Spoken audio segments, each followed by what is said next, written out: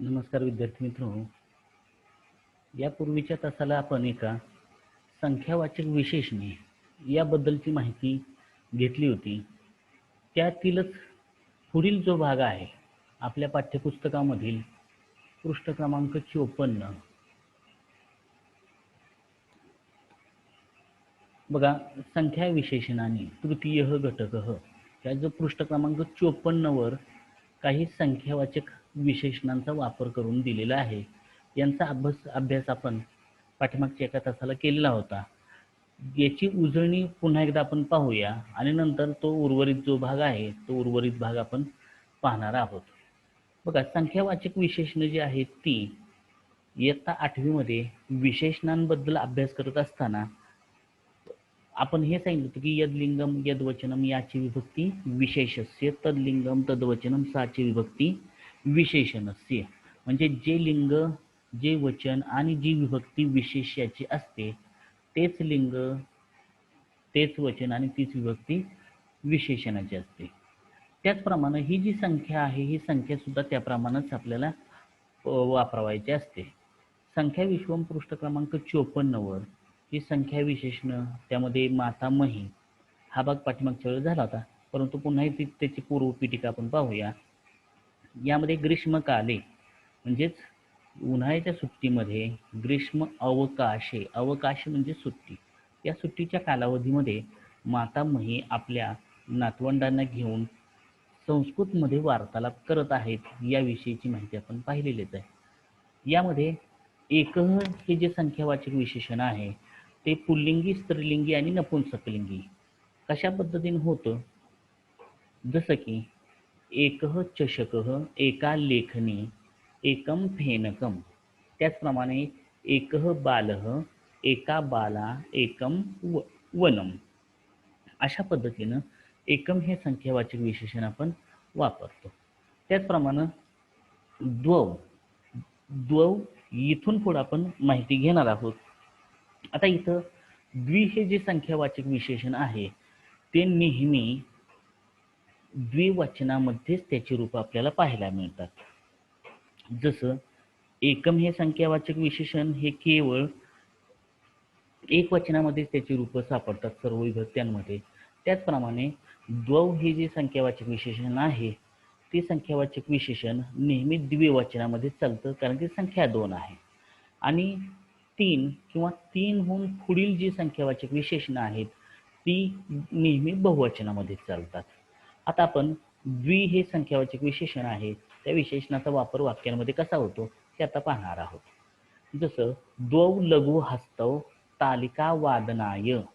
द्वौ लघु हस्तौ, हस्तौ हे द्विवचनामध्ये आहे म्हणून ते प्रथम येत असल्यामुळं ते द्वौ हस्तौ, द्वौ हे त्याचं संख्यावाचक विशेषण आहे. त्याचप्रमाणे द्वौ लघु पादौ गमन आगमनाय, दोन लहान पाय जाण्यासाठी येण्यासाठी, म्हणून द्वौ हे पादौ या शब्दाप्रमाणे विशेषाप्रमाणे चाललेलं आहे. त्याचप्रमाणे द्वे लघु नेत्रे, नेत्रे, नेत्रम हा जो शब्द आहे तो नपुंसकलिंगी आहे आणि म्हणून तो नपुंसकलिंगी चालवला तर नेत्रम, नेत्रे, नेत्राने प्रथमा.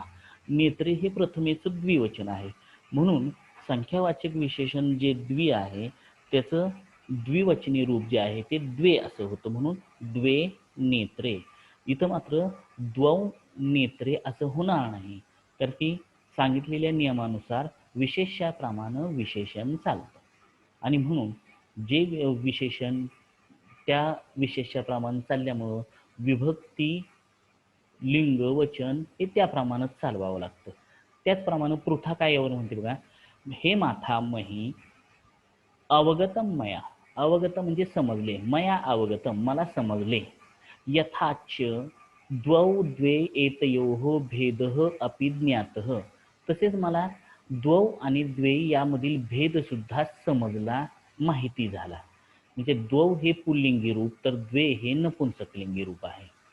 म्हणून यथा द्वौ पुरुषौ, द्वौ दीपौ, म्हणून द्वौ पुरुषौ पुल्लिंगी शब्द असल्यामुळं द्वौ वापरलेला आहे. पण वेणू यावर नपुंसकलिंगी रूप कशी होतात हे सांगते. फले उद्याने, फलम तथा उद्यानम हे दोन्हीही शब्द नपुंसकलिंगी असल्यामुळं त्या द्वि हे संख्यावाचक विशेषणाचं द्वे असं रूप झालेलं आहे, म्हणून द्वे फले. म्हणजे इथं नपुंसकलिंगी रूप कशी वापरायची हे देखील मला समजलं, असं हे वेणूचं त्या ठिकाणी मत आहे. सुधेंदू, यावर सुधेंदू काय म्हणते बघा. महिला द्वयम, महिलांची जोडी, दोन महिला. वा द्रोणी द्वयम इति कथम वक्तव्यम. मग यावर मातामही काय म्हणतात बघा.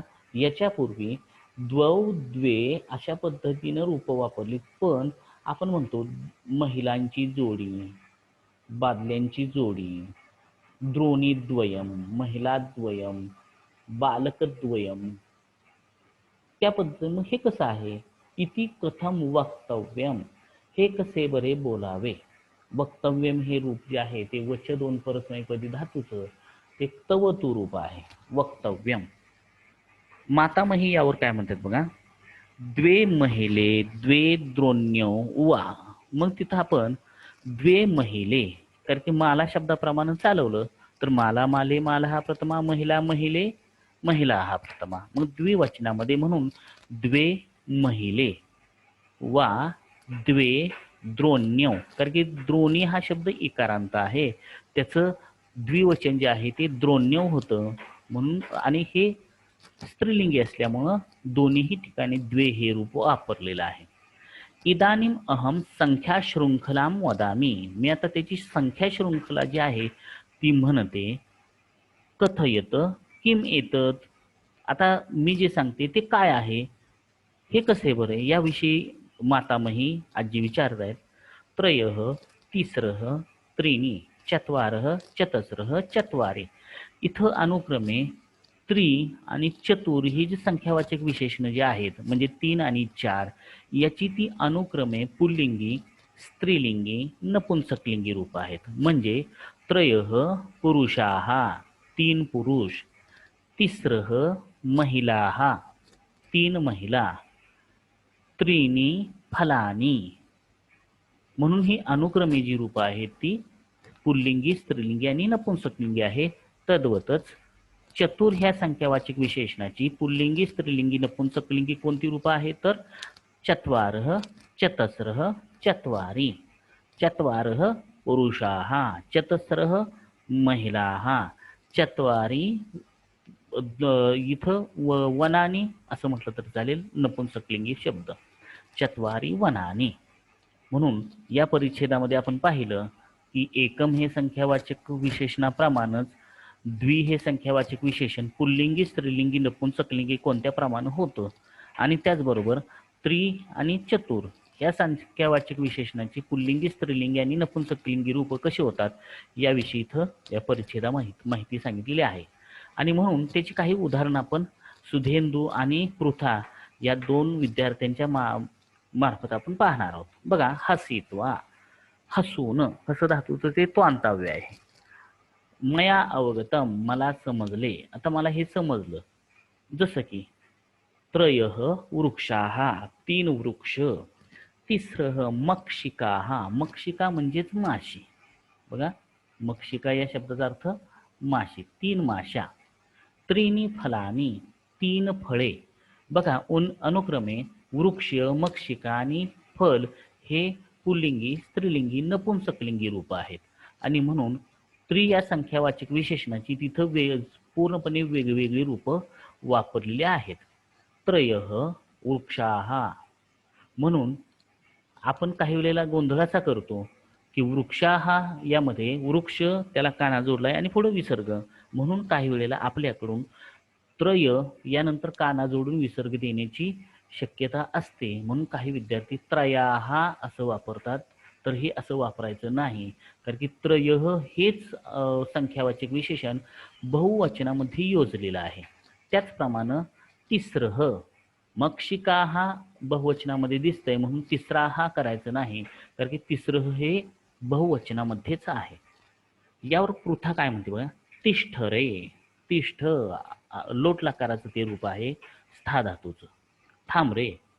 अग्रे अहम वदामी, याच्या पुढे मी सांगते. जसं तू त्रि या संख्यावाचक विशेषणाची रूप सांगितलीस त्याप्रमाणे मी आता त्रीन या संख्यावाचक विशेषणाचं रूप सांगितल्याप्रमाणे चतुर ही संख्यावाचक विशेषणाची पुल्लिंगी, स्त्रीलिंगी, नपुंसकलिंगी रूप कशी आहेत याविषयी मी सांगते. जसं की मुनयः, मुनी हा एकारांत जो पुल्लिंगी शब्द आहे त्याचं प्रथमेचं बहुवचन आहे कवीप्रमाणे. कवी ही कवी, कवयः प्रथमा, मुनी ही मुनी, मुनयः प्रथमा. म्हणून मुनयः चत्वारः मुनयः, चार मुनी. चतस्रः धेनवः, धेनू हा उकारांत स्त्रीलिंगी शब्द आहे म्हणून स्त्रीलिंगी रूप चतुर या संख्यावाचक विशेषणाचं काय होणार आहे? चतस्रः धेनवः. त्याचप्रमाणे चत्वारी वाहनानी, वाहन हा शब्द नपुंसकलिंगी म्हणून चत्वारी हे शब्द नपुंसकलिंगी वापरलेला आहे. बहुतेक एकम, द्वे, त्रि आणि चतुर ही संख्यावाचक विशेषणं वाक्यांमध्ये कशी वापरली जातात, विशेष्यांसाठी कशी वापरली जातात इथपर्यंत आपण पाहिलेलं आहे. यावर मातामही काय म्हणतात बघा. सुशोभनम, छान सांगितलेस. चाणाक्षाः यूयम, यूयम चाणाक्षाः, तुम्ही सर्व चाणाक्ष आहात. वेणू इतः परम वयम एकतः चतुः पर्यंतम संख्यारूपाणी पठामः. इतः परम, यापुढे आपण एकतः चतुः पर्यंतम, 1 ते 4 पर्यंत संख्यांची रूप आपण म्हणूया. साधू साधू म्हणजे छान छान. या वेणून जे म्हटलेलं आहे की आता ही संख्यावाचक विशेषण जी आहे ते आपण म्हणूया.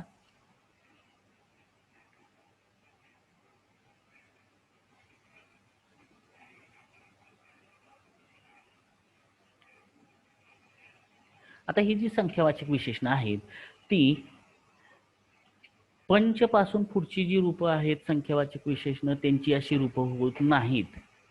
फक्त 1 ते 4 आपण प्रारंभीच पाहिले. फक्त 1 ते 4 ही संख्यावाचक विशेषणांची पुल्लिंगी, स्त्रीलिंगी आणि नपुंसकलिंगी वेगवेगळी रूपं होतात. परंतु पंच पासून पुढच्या संख्यांची रूपं ही लिंगानुसार बदलत नाहीत.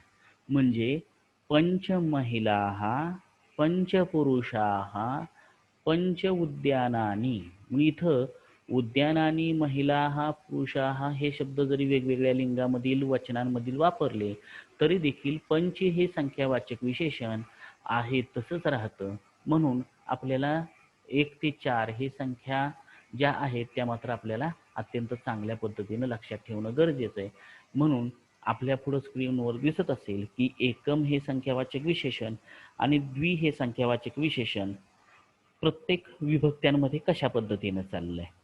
ही संख्यावाचक विशेषणं जर आपल्याला पाठ व्हायचे असतील तर अत्यंत सोप्या पद्धतीनं ज्या विद्यार्थ्यांना तद हे सर्वनाम पुल्लिंगी, स्त्रीलिंगी, नपुंसकलिंगी पाठ आहेत त्यांना ही संख्यावाचक विशेषणं ही फार सोपी जातील. जसं की आपण समजा तद हे सर्वनाम पुल्लिंगी म्हटलं तर सह तौ ते प्रथमा, तं तौ तान् द्वितीया, तेन ताभ्यां तैः तृतीया, तस्मै ताभ्यां तेभ्यः चतुर्थी, तस्मात् ताभ्यां तेभ्यः पंचमी, तस्य तयोः तेषां षष्ठी, तस्मिन् तयोः तेषु सप्तमी. आता तत्सर्वनामाची मी सर्व विभक्त्यांची, सर्व वचनांची रूपं वापरली, पण तुम्ही सर्वांनी तद या सर्वनामाची सर्व विभक्त्यांची एकवचनी जी रूपं आहेत ती रूपं जर म्हटली तर एकम हे जे संख्यावाचक विशेषण आहे त्याची रूपं आपल्याला जशी आहे तशी मिळतील. जसं की सह एकः, तम एकम, तेन एकेन, तस्मै एकस्मै, तस्मात् एकस्मात्, तस्य एकस्य, तस्मिन् एकस्मिन्. म्हणजे ही रूपं आपल्याला तत्सर्वनामाची जर आपल्याला एकवचनी, कारण की एकम हे संख्यावाचक विशेषण नेहमी एकवचनामध्येच चालतं आणि म्हणून फक्त एकवचनी रूपं आपल्याला माहिती असतील तर एकम ह्या संख्यावाचक विशेषणाची रूपं आपल्याला सहजपणे लिहिता येतील. आणि त्याचप्रमाणे तद हे सर्वनाम जर स्त्रीलिंगी तुमचं पाठ असेल, सा ते ताः प्रथमा, तां ते ताः द्वितीया, तया ताभ्यां ताभिः तृतीया, तस्यै ताभ्यां ताभ्यः चतुर्थी, तस्याः ताभ्यां ताभ्यः पंचमी, तस्याः तयोः तासां षष्ठी, तस्यां तयोः तासु सप्तमी. जर ही तत्सर्वनामाची रूपं जर आपल्याला पाठ असतील तर आपल्याला स्त्रीलिंगी रूपं सुद्धा समजतील. त्याचप्रमाणे एकम हे संख्यावाचक विशेषण इथं सुद्धा आपल्याला तत्सर्वनाम नपुंसकलिंगी पाठ असेल तत्ते तानि प्रथमा तत्ते तानि द्वितीया तेन ताभ्यां तैः तृतीया तस्मै ताभ्यां तेभ्यः चतुर्थी तस्मात् ताभ्यां तेभ्यः पंचमी तस्य तयोः तेषां षष्ठी तस्मिन् तयोः तेषु सप्तमी. तरी देखील आपल्याला एकम ही संख्यावाचक विशेषणांची प्रथमा ते सप्तमीपर्यंतची रूपं आपल्याला सहज समजतील. यांचे अर्थ बघा. एकह एक, एका म्हणजे एक महिला स्त्रीलिंगी रूप आहे. एकम नपुंसकलिंगी, उद्यान म्हणा, फळ म्हणा, एकम फलम. त्यानंतर एकम एकीनं, ज्याप्रमाणे शून्य लाने साठी पासूनचा मध्ये आपण ही जी रूपं किंवा ही जी प्रत्यय बघितली त्यानुसार जर आपण यांचा अर्थ काढला तर कसा होणार आहे. एक, एकाला, एकाने, एकासाठी, एकापासून, एकाचा, एकामध्ये. स्त्रीलिंगी रूप एक, एकीला, एकीने, एकीसाठी, एकीपासून, एकीचा आणि एकीमध्ये अशी आपण स्त्रीलिंगी रूप वापरू शकतो. याचप्रमाणे द्वि हे संख्यावाचक विशेषण नेहमी नित्यम द्विवचनम, नेहमी द्विवचनामध्येच असतं. मग ह्याची रूप जे आहेत तिथं सुद्धा आपल्याला तत्सर्वनाम जे तिन्ही लिंगांमधील द्विवचनी रूप आपल्याला लक्षात असतील तरी देखील आपल्याला ते ही रूप समजतील. जसे की सह तौ ते प्रथमा, तम तौ तान द्वितीया, तेन ताभ्याम तैहि तृतीया, तस्मै ताभ्याम, त्यानंतर पंचमी, तस्मात ताभ्याम, तस्य तयोः, तस्मिन् तयोः. मग ही रूप आपल्याला पाठ असतील तर द्वि हे संख्यावाचक विशेषण आपल्याला लगेच समजेल. त्याचप्रमाणे तत्सर्वनाम स्त्रीलिंगी. सा ते ताहा प्रथमा, ताम ते ताहा द्वितीया, तया ताभ्याम. ही तिन्ही रूप तृतीया, चतुर्थी, पंचमीची रूप एकसारखीच असतात. त्यानंतर षष्टीचं तस्याहा तयोः, तस्याम तयोः. याच रूपाप्रमाणे ही रूप असतात आणि त्याचे अर्थ देखील सोपे असतात. जसे की केवळ आपण पुल्लिंगी रूप बघूया. द्वौ पुरुषौ, दोन पुरुष, द्वौ पुरुषौ, दोन पुरुषांना, द्वाभ्याम पुरुषाभ्याम, दोन पुरुषांनी, द्वाभ्याम पुरुषाभ्याम, दोन पुरुषांसाठी, द्वाभ्याम पुरुषाभ्याम, दोन पुरुषांपासून, द्वयोः पुरुषयोः, दोन पुरुषांमध्ये, दोन पुरुषांचा आणि सप्तमी द्वयोः पुरुषयोः, दोन पुरुषांमध्ये. याचप्रमाणे स्त्रीलिंगी आणि नपुंसकलिंगी रूप होतात. प्रारंभी सांगितल्याप्रमाणे आपल्याला एकम संख्यावाचक विशेषण, द्वि, त्रि आणि चतुर ह्यांचीच फक्त तिन्ही लिंगांमधील रूप होतात. याप्रमाणे आपल्याला त्रयः, तिसरः, त्रीणी, मगाशी ज्याप्रमाणे पृथानं सांगितलं त्याप्रमाणे ही त्रिया संख्यावाचक विशेषणांची रूप होतात. चतुर ही संख्यावाचक विशेषणांची रूप सुद्धा चत्वारः पुल्लिंगी, चतस्रः स्त्रीलिंगी, चत्वारी नपुंसकलिंगी. आता बघा, त्रि हे संख्यावाचक विशेषण, ही रूप मात्र आपल्याला पाठ करणं गरजेचं आहे. जसं की त्रयः, त्रीन, त्रिभिः, त्रिभ्यः, त्रिभ्यः, त्रयाणां, त्रिषु. त्याचप्रमाणे स्त्रीलिंगी रूप बघा. तिस्रः, तिस्रः, तिसृभिः, तिसृभ्यः, तिसृभ्यः, तिसॄणां, तिसृषु. नपुंसकलिंगी त्रीणि, त्रीणि, त्रिभिः, त्रिभ्यः, त्रिभ्यः, त्रयाणां, त्रिषु. आता यांचा अर्थ कसा होतो बघा. त्रयः पुरुषाः, तीन पुरुष, त्रीन पुरुषान, तीन पुरुषांना. आपण पुल्लिंगी, स्त्रीलिंगी आणि नपुंसकलिंगी बहुवचनाची जी रूपं आहेत ती आपल्याला माहीत असणं गरजेचं आहे. म्हणजे पुरुष या शब्दाची सर्व विभक्त्यांची बहुवचनी रूपं आपल्यासमोर असणं गरजेचं आहे.